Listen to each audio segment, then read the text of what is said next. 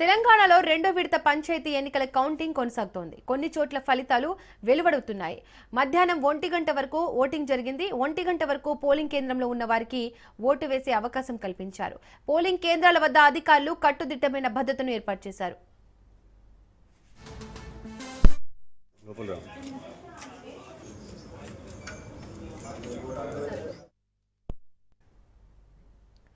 రెండో విడతలో మొత్తం 4332 గ్రామ పంచాయతీలకు ఎన్నికలు జరిగాయి.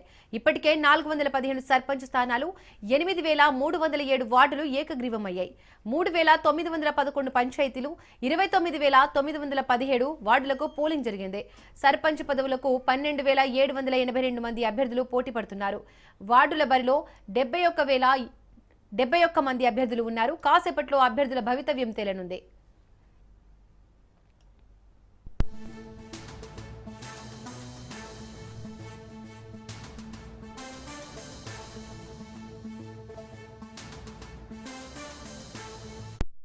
ఖమ్మం జిల్లాలో ప్రశాంత వాతావరణంలో పంచాయతీ ఎన్నికల పోలింగ్ అయితే ముగిసింది. ఇప్పటికే ఏదైతే ఉదయం 7 గంటలకు ప్రారంభమైన పోలింగ్ మధ్యాహ్నం 1 గంటకు అయితే ముగిసింది. ఖమ్మం జిల్లా వ్యాప్తంగా దాదాపుగా 160 స్థానాలకు పంచాయతీ సర్పంచులకు, అదేవిధంగా 1379 వార్డు సభ్యులకైతే ఈ పోలింగ్ అయితే కొనసాగుతున్న పరిస్థితి కనిపిస్తుంది. ఇప్పటికే ఖమ్మం జిల్లాలో ఏదైతే రెండో విడతకు సంబంధించి 23 స్థానాలు ఏకగ్రీవం కావడంతో ఆ స్థానాలు మినహాయించి ఇప్పుడు 160 స్థానాలకైతే అంటే ఎన్నికలు అయితే కొనసాగుతున్నాయి. అయితే ఉదయం నుంచి జరుగుతున్నటువంటి అయితే పోలింగ్ లో మాత్రం చెదురుమదురు ఘటనలు మినహా ప్రశాంత వాతావరణంలో అయితే పోలింగ్ అయితే ముగిసిందని అయితే మనం చెప్పుకోవచ్చు. ఇప్పటికే ఖమ్మం జిల్లా వ్యాప్తంగా అటు 2000 మంది పోలీస్ సిబ్బందితో పాటు అటు 1893 మంది అటు పోలింగ్ సిబ్బందితో కూడా ఈ ఎన్నికలు అయితే కొనసాగుతున్న పరిస్థితి కనిపిస్తుంది. ఇక జిల్లా వ్యాప్తంగా కూడా ఎక్కడ కూడా ఎటువంటి అవాంఛనీయ ఘటనలు చోటు చేసుకోకుండా ప్రత్యేకంగా నిఘా కూడా ఏర్పాటు చేశారు. ఏదైతే జిల్లా వ్యాప్తంగా ఉన్నటువంటి 304 సమస్యాత్మక గ్రామాలను గుర్తించి అక్కడ వెబ్ కాస్టింగ్ ద్వారా ప్రత్యేకంగా పర్యవేక్షణ కూడా చేస్తున్న పరిస్థితి జిల్లాలో కనిపిస్తుంది. కౌంటింగ్ సంబంధించినటువంటి ఏదైతే 100 కట్టల ద్వారా కూడా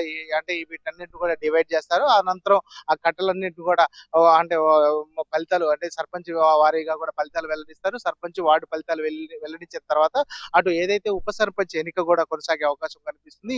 కొన్ని మేజర్ గ్రామ పంచాయతీలో ఆ ఫలితాలు నైట్ వరకు కూడా కొనసాగే అవకాశం అయితే స్పష్టంగా కనిపిస్తుంది. ప్రస్తుతం మాత్రం జిల్లాలో ఏదైతే రాజకీయంలో ఈ సర్పంచ్ పదవి తొలిమెట్టు కావడంతో రాజకీయ వర్గాల్లో కావచ్చు, అదేవిధంగా యువతలో కూడా కొంత ఆసక్తి రేపుతున్న పరిస్థితి కనిపిస్తుంది. ఇక తొలి విడత పంచాయతీ ఎన్నికల్లో జిల్లా వ్యాప్తంగా కాంగ్రెస్ హవా కొనసాగుతున్న నేపథ్యంలోనూ రెండో విడత కూడా అదే విధంగా కాంగ్రెస్ గెలుస్తుందా లేదా అనేది కొంత మీమాంస అయితే కొనసాగుతున్న పరిస్థితి కనిపిస్తుంది.